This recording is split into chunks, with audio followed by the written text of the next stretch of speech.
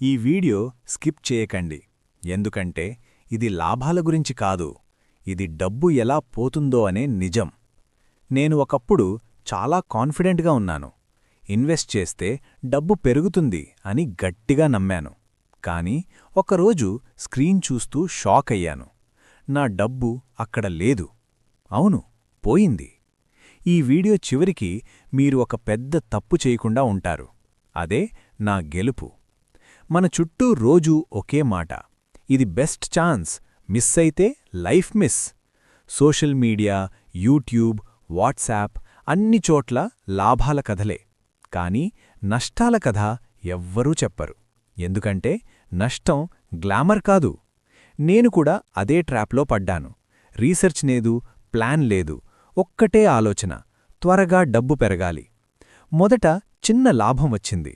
అప్పుడు నా మెదడు పూర్తిగా ఆఫ్. నేను స్మార్ట్ అని అనుకున్నాను.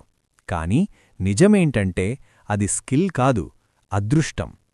మార్కెట్ మారింది, న్యూస్ వచ్చింది, భయం వచ్చింది. నేను ప్రశాంతంగా ఉండలేకపోయాను. తప్పు సమయంలో తప్పు నిర్ణయం. అలా నా డబ్బు మెల్లగా మాయమయింది. ఆ రోజు రాత్రి నిద్ర రాలేదు.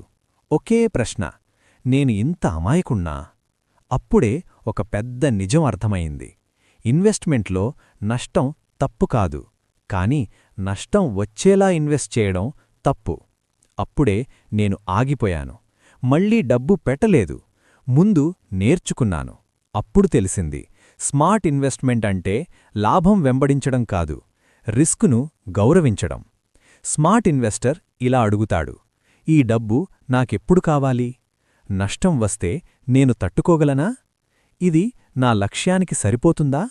ఇతరులు చెబుతున్నారు అని కాదు, యూట్యూబ్ వీడియో చూసి కాదు, అందరూ చేస్తున్నారు అని కాదు. ఇంకో ముఖ్యమైన విషయం, ఒక్కచోటే మొత్తం డబ్బు పెట్టడం ఆత్మహత్యలాంటిది.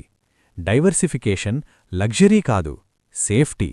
ఓపిక లేకపోతే ఇన్వెస్ట్మెంట్ లేదు, ఓర్పు లేకపోతే లాభం లేదు. నాకు డబ్బు పోయింది, కాని ఒక పాఠం వచ్చింది. అదే నాకు అసలైన లాభం. ఈ వీడియో చూస్తున్న మీరు ఇప్పుడే నిర్ణయం తీసుకోండి. లాభం కోసం కాదు, నాలెడ్జ్ కోసం. నష్టం మీ శత్రువు కాదు, నేర్చుకోకపోవడమే అసలైన శత్రువు. ఈ వీడియో ఒక్కరినైనా తప్పునుంచి కాపాడితే లైక్ చేయండి. మీ అనుభవం ఉంటే కామెంట్లో చెప్పండి. ఇలాంటి నిజమైన ఫైనాన్స్ కంటెంట్ కోసం ఛానల్ని సబ్స్క్రైబ్ చేయండి.